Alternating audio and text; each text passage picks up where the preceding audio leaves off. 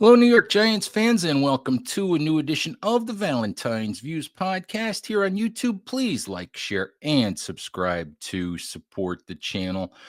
We are rolling through the NFL playoffs. We're heading into the all-star season for college showcase games. And all of that means we are getting closer and closer to the NFL draft, find out what the New York Giants are going to try to do to dig themselves out of the mess that they've put themselves in. And here to help me talk about the draft is Nick Baumgartner of The Athletic, draft analyst for The Athletic. So, Nick, thank you very, very much. I think this is your maiden voyage onto the show. Yeah, good to be here, Ed. I think it might be actually, but glad to talk Giants always. It's a super interesting team. Never boring up in New York for anybody, Giants or No, Jets. no. A lot of bad football, but it's not Yeah. boring. No, A it's lot not of boring. That's a good call. Yes, exactly. Yes. But hey, before we get deep into the Giants, I know that you do a Detroit Lions podcast. I know hmm that you formerly wrote at the Detroit Free Press. Um, this is we're recording on Monday morning. Yeah. This is not a good time No. for the Detroit Lions fan base. Just how stunning. We'll just Yeah. start there. How stunning is what happened to the Lions over the weekend? I think for them, I think it was it was stunning. They were numb. They fully expected to win that football game. The crowd, obviously, the fans, I think in general, but there was this little, anyway, there was this little thing in the back of my head with Jayden Daniels, like, and anybody, and you guys, see him up there in your neck of the woods. He is not a normal rookie quarterback, and the way that they run offense, there was just this thing in the back of my head that if they're allowed to get a rhythm going early, then Detroit's defense is so worn out that it might be an issue. And so I don't think I'm like blown away, overwhelmed that the wheels fell off here, but it is surprising because they were able to overcome a lot of those issues on defense in the game against Minnesota there 2 weeks ago. And the issue in this game, frankly, was they obviously they couldn't stop Jayden Daniels, but the offense really kind of let them down too for the first time in a long time. So yeah, that was surprising, very surprising.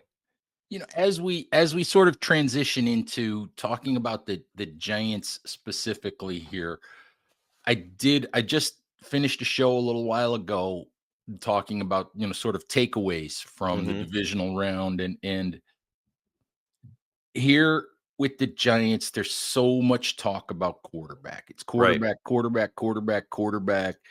It's you get the quarterback right, and we fix a lot of things. hmm And and this whole divisional round for me was so much evidence of that Right. quarterback play. I think in each one of those games, we can argue a little bit about Ravens Bills, but I think in the other three games, it was clear who the better quarterback was. And hmm even in the Ravens Bills game, Yeah, Josh one McCarron guy, Ball.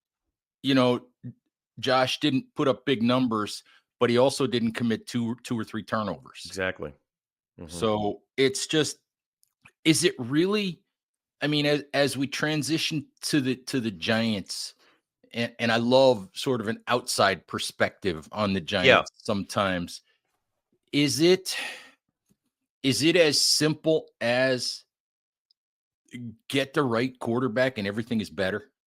In some cases, it is. And it depends on where you're at in your, evolution as a franchise when you're rebuilding or whatever it is. And the Giants have been really tricky the last couple of years with this sort of thing because there have been really good quarterbacks that have come out and they have had, picks in situations where they could have made a move. Obviously, the Daniel Jones thing was hanging over their head and that was a difficult decision for them and everything else. But like there were other issues there that I still think that if you would have, let's say hypothetically you throw Jayden Daniels or Caleb Williams or Drake May into a situation where there's no run game, you're having a hard time protecting him, and you have neighbors now, but like it's a struggle, and you're putting so much on the rookie's back to do everything that I feel like it's going to be you're running the risk of ruining the guy. I think that was an issue for them the last couple of years. Now I feel like they're in a situation where it's not unlike maybe where Washington was, where, and I think they surprised people. But if you really peel it back and look at it, Washington had drafted pretty well at everywhere else but quarterback for the last several years. And when they finally did get Jayden, they obviously hired Kingsbury, which is a great move too. But they were ready for him. I mean, they had offenses ready. They have a good run game. McLaurin's great. They have a good line that can protect him both with pass protection and the run game. So I feel like all that stuff has to be there. And then when you get that quarterback and it's the right guy, it all takes off. You know what I'm saying? And I feel like the Giants are finally sort of at that spot, and it's been a hard road.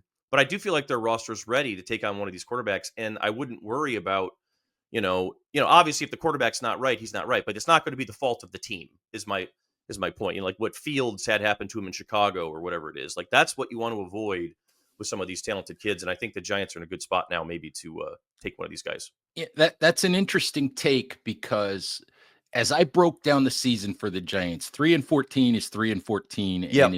and it's ugly. Yep, it's bad. And we know that the NFL is a one score league. It's Yes. it's a 4 or 5 plays a game, swing most games kind of league, even the top teams versus the bottom teams for the most part. 100%. And I looked at the Giants were 2-8 when they moved on from Daniel Jones. They ended up 3-14. Right. And I looked at, even while Jones was still quarterback, I looked at probably 4 games that they easily could have won with 1 or 2 plays from the quarterback in the fourth quarter. Yep. 1 or 2 plays where he didn't miss an open throw, where he didn't turn the ball over, where he decided to actually throw the ball with 2 guys wide open on flea flicker. And probably 1 or 2 games after they moved on from Jones too. So, 7 wins is not great, but 7 wins looks a lot better and feels a lot better than 3. Absolutely. So maybe, just maybe, the roster is, in a better place. I do think they've got veteran offensive linemen. They've got a good running back in Tyrone Tracy, not a historic running back like Saquon Barkley, but a good running back. Yeah. And they've got neighbors. But we talk about situation for young quarterbacks, and we have to talk about Joe Schoen and Brian Daboll. Exactly. Yeah. Right. So I think the roster on the offensive side of the ball might be in a better place. The question is, and I thought this was one of the things at Big Blue View that we argued about a lot before John Mara decided to keep Joe Schoen and Brian Daboll, is that decision shouldn't necessarily have been about Joe Schoen and Brian Daboll. It should have been about whatever quarterback they were going to bring in. And because we saw what happened to Daniel Jones when he went through 3 or 4 coaches and a couple of GMs and all kinds of coordinators. We saw what happened to Bryce Young, get his head coach and his GM fired before his rookie season was over. We saw what happened to Caleb Williams last offseason. It's Will Levis, who's not going to be anybody's franchise quarterback, but he's been through changeover already in Tennessee. I'm curious from the perspective of Joe Schoen and Brian Daboll. Did you like that decision for the Giants to keep those guys? And do you worry about, because they did keep those guys, do you worry about putting, and whether it's Cam Ward or Shadur Sanders or Jalen Milroe a little bit later or whoever it might be, do you worry about putting, a young guy sort of in that treadmill of? Yeah, I know what you're saying for sure. I mean, I do, and a little bit, yes, because this is an awkward situation. Because, like you said, anytime you get the understanding of wanting to keep your alignment, even though if you're not happy with one half of that thing, and the other, you maybe you ride it out for one more year. So I sort of get that, even though Joe Schoen has sort of had his ups and downs. I like the idea of letting Brian Daboll coach a young quarterback, though. Like that to me is sort of why you hire him. Like I think that Dable, if we look back to the first year he was there and they were able to put some things together and kind of piece together a playoff run that I think probably got people's expectations maybe a little bit too high. That to me proved as much about his ability to coach as anything. I think he's a good coach. I know he's respected around the league.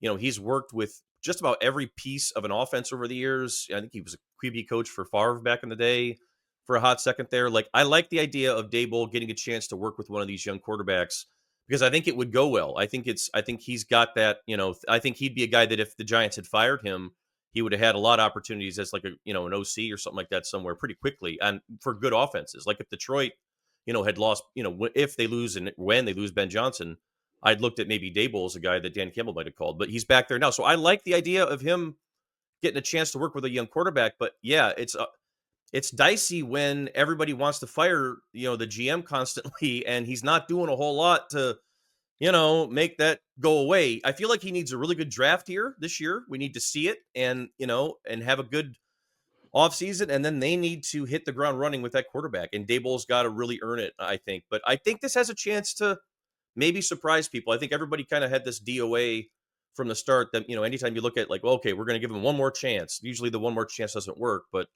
in this case, I wouldn't rule it out. I think Daboll's got something there. But, we have to see it now. I find it interesting because there's this impression that, well, they kept these two guys because they didn't think they could do better. Yeah. And Well, and right. and and in all honesty, Mike Vrabel was always going to go to New England if that Yep. job was there Yep. for him. Or Vegas, maybe. Yeah. Or Vegas, maybe. I don't think he was ever going to come to the Giants. No. And what you wind up with then would be either the second chance coach, like they've already tried with Pat Shermer, Mm-hmm. or you wind up with, and no offense to Ben Johnson, no Right. offense to Aaron Glenn, no offense to any of these young up and coming coordinators, but 3 years ago, Brian Daboll was Ben Johnson. Exact Three same guy. years 3 years ago, Joe Shane was Adam Peters. Mm-hmm. 3 years ago, he was Brandon Brown, who's the Giants assistant GM, who everybody wants to talk to now. Mm-hmm. So there's no guarantee that you could have done better. No, there's not at all. Not at all. So I agree with that completely. Yeah. So it's a tough situation. So let's talk about players a little bit. Mm-hmm. You said that it's critical for the Giants to hit the ground running with a new quarterback. And we know there's always this discussion of, should the young guy sit for a little while? How much do you want to put on his plate? If they're going to have a chance to quote unquote hit the ground running Mm-hmm. with a quarterback, which guy, and obviously at this point we're talking about, in the draft, we're talking about Ward and Sanders. Yeah.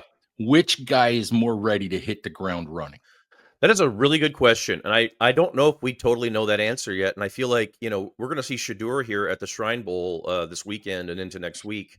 And I don't think Ward is going to do anything until the combine. But like, it's a toughie. And I think it's going to have to come down to what you want to run as an offense. There are days that I definitely think Shador Sanders is more ready, but I feel like Cam Ward might have the higher, long range possible ceiling. I look at Shador a lot, and I see Bo Nix. I see a lot of the same type of stuff there. An accurate passer, a confident passer. He's more athletic than Nix is. He's more accurate and has probably a more live of an arm than Bo as well. But it's a similar type of vibe that I don't think he'd be overwhelmed at all in any situation. I mean, he's Deion's kid, for crying out loud. There's nothing that's really too big for him. And I think that what we saw with Jayden Daniels the other night is he's got a lot of that, the calm. There's a lot of the off the field stuff that people get caught up in with him. But I think when you just turn the tape on, you see a player that if he's protected and if you can get the right scheme around him, which I think the Giants are built to do, like we said, they've got some offensive linemen now. You've got some quality players now, at least to put around him. You could do better in the draft here and help. But to me, it feels like Shador might be that guy to be a little faster, to get you going right away, like Knicks did with Denver this year, which surprised a lot of people. I think Ward, I would be a little more nervous about, but it wouldn't shock me either. He's been a guy that's been up every year. It's improved every single year. He's a little older, obviously, and can do a little bit more with his size, but it's a tough call. And I think these next couple of months are probably going to sort out a lot of that. Yeah, I think my take at this point, and I'm not the film guy that you are, and that a lot of the draft analysts are. I think that there's a wider potential range of outcomes with Cam Ward. Yes, great Cam call. Cam Ward could be he could be Jameis Winston, Yes, and he right. could be and because he does Yep. trust his arm a little bit too much God love sometimes, Jameis, but yeah, he could be. and Yeah. and he is a little cavalier about the way that he flips the ball around hmm sometimes, but he could also be Josh Allen, maybe without quite the wheels of Josh Right. Allen. Like a little bit lighter version of that. Yeah. Right. So, but I, Yep. I'm not sure there's quite as wide a range of outcomes with Shadur. Real quickly, before we even move off of Shadur, hmm um, you mentioned the Dion factor, the off the field factor, and and I'm an old guy, Yeah. and that stuff bothers me more than it bothers some people, I think. But is any of that a factor? Should it be a factor, or should you just, focus on the kid, focus on the film, focus on the player? Well, I think that it's a factor if it impacts his ability to come into a locker room of adults and, and establish himself without any problems. And that is a fair question for Shadur. It's not a question for Cam Ward. I mean, he's been to 3 different schools and had no problem jumping in and being looked at as a leader and a guy who fit right in right away and had no issues. Like, he's a guy that I feel like will have no issues going into an NFL locker room and being one of the guys that people respect, and him respecting veterans and all that sort of thing. Shadur, I think he probably can be, but I think it's a fair question. And I think teams are going to have that question because he has been sort of the main event everywhere he's ever gone. His dad has obviously put him up on a pedestal, and he's been good. I mean, Shadur Sanders is a very good football player. He's lived up to most of the hype, more than people probably ever expected when he came into college. But there is that, there's a confidence that borders on cocky when you enter a room of adults. And, he's a 21, 22-year-old that when you're the quarterback and you have that, that's got to go away quickly. So I think he would. I think some of that is a little bit overblown, but I think it's also a fair question because Shador has been a spotlight guy his whole life. It's never been a situation where he's got to go in and be one of the guys. He didn't have any problems at Colorado. Everybody seemed to like him, and he led the team, and he was a leader there. But they weren't exactly like world beaters either. You know what I mean? So it's a fair question. Right, because there were issues just with some people saying, "Oh, he's entitled because he Yeah. walked off the field." He walked off the field before the end of a game, and Right. shoved a referee, and who holds him accountable because his father's the coach, and those kinds of things. And I hmm think what I'm reminded of is I remember the Giants on Hard Knocks talking about Malik Neighbors, and it was obvious from the first time they talked about him. It was obvious they loved the talent, but I think it was Brandon Brown, the assistant GM, who said there's a lot to the personality, Right. and we have to get to know the personality and figure out if we Can handle can that. Yeah. handle the personality. I think Sanders is largely the same. I agree with that. I think that there's some growth there that he has to go through individually, and he will. The NFL tends to accelerate that for people, at a pretty rapid rate. One guy in Detroit that doesn't play quarterback, Jamison Williams, is a good example of this. A guy who was almost on the scrap heap a year and a half ago until they finally got him to sort of, you got to grow up and become part of the group here, and that's what he's done. Now he looks like a Pro Bowler at times. So I think that for kids like that or young guys like that that are 21, 22, I could see a guy like Shadur 100% getting there maybe by year 2 or 3. But the big question is yeah, is he going to be ready to do that? And is locker room going to be willing to? And is the Giants culture, strong enough? Do they like their leadership enough to sort of, say, hey, this kid's a little rough around the edges. You got to work with him and not just like throw the towel in on him the minute he makes you mad, because he's probably going to make you mad a little bit, right? Like that's going to Mhm. happen. So that's a big part of it too. I feel like that you got to ask yourself, like, and I'm sure they will, like you said. I mean, this is a big deal for them, obviously, for a lot of reasons. Um, look into your crystal ball. Giants sit at 3. Yeah.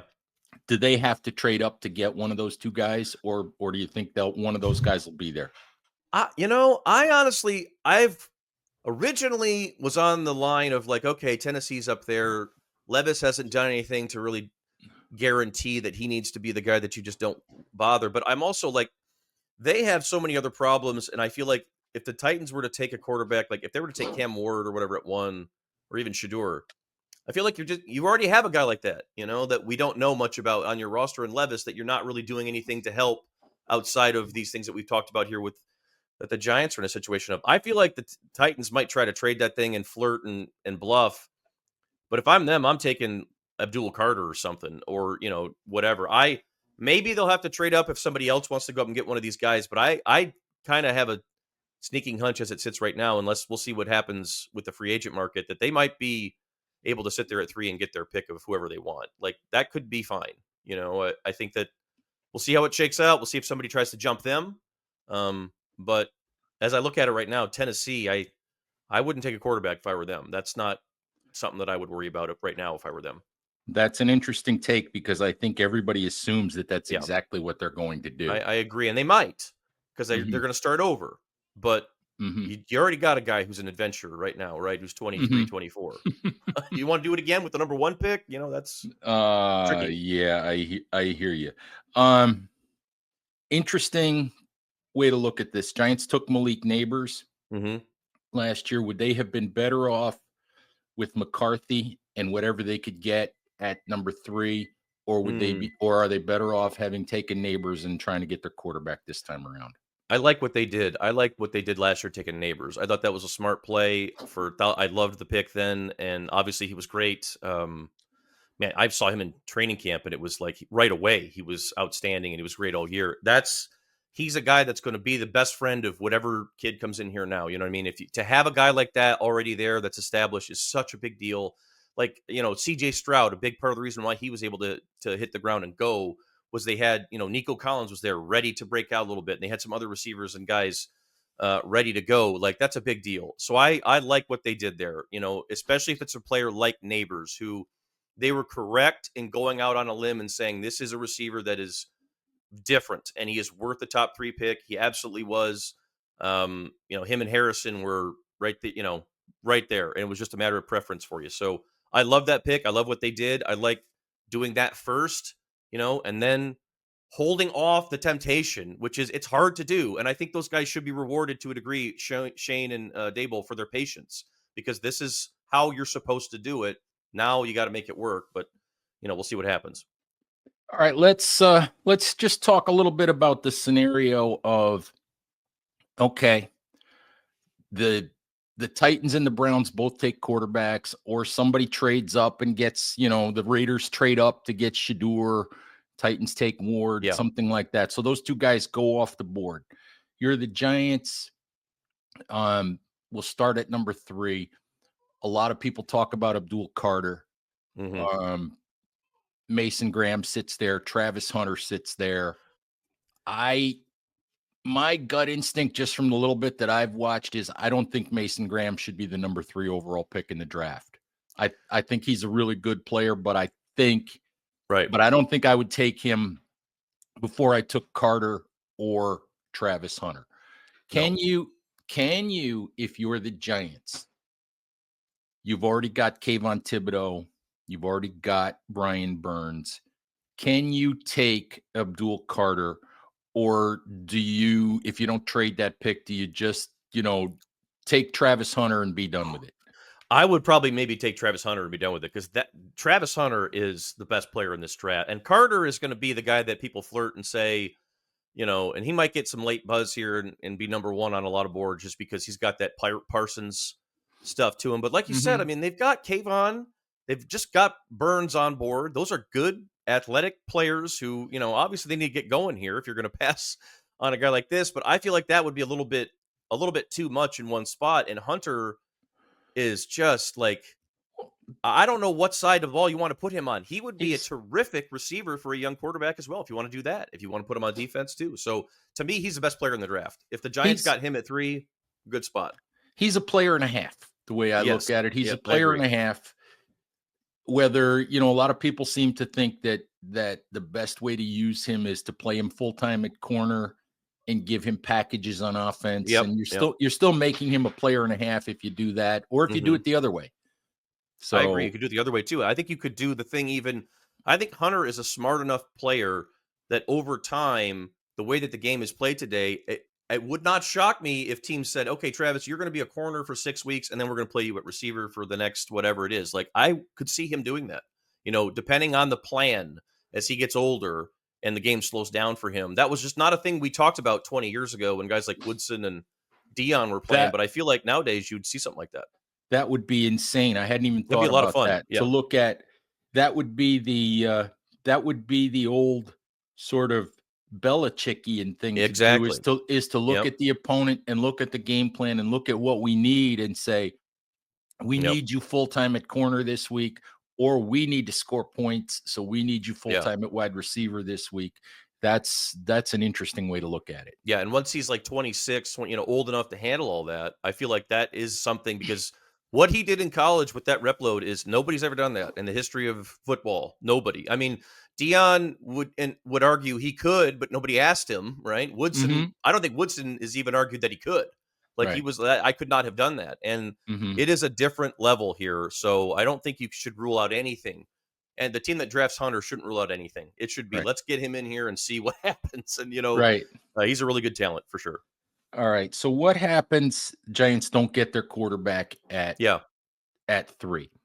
Um, is there is there a free agent answer out there? And even if there is a free agent answer, they still have to get a guy. To me, they still have to get a young guy, a day 2 Yeah, guy. they do.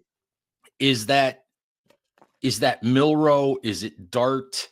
Who is it if they have to get a day 2 guy? And I'm curious also, how would you answer the bridge question? Yeah, that is I mean, I think they need to do something with that no matter what they do, even if they get one of their top guy, if they get their top guy, I feel like you at least need to get a veteran presence in there to sort of mentor him.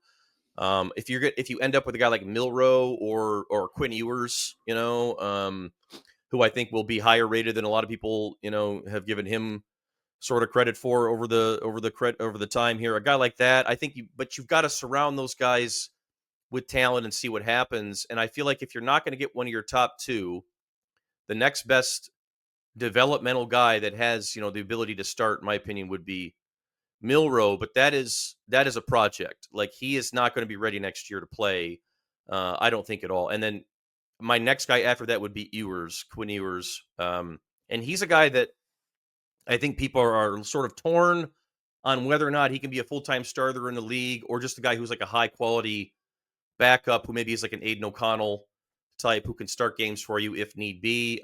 He's one that's a bit of a toss up. And I don't know. That's where this draft with the quarterbacks gets really weird after those first two, and it's super uncertain. Milrow could be, a souped up version of Jalen Hurts in the 2 years, or he could be just a complete washout. We don't Mhm. know that yet. So that is a complete roll of the dice right there with him. I wish he'd gone back to school, quite frankly, but after those first two quarterbacks, it definitely gets dicey. Yeah, I'm not a big Ewers guy at this point. Yeah, it's I tough don't with him. know. It's And it's Dart, like you said, they're all you can nitpick all of them to a point where you're like, I'm not sure if they've got it, to Mhm. hang in there for a full season.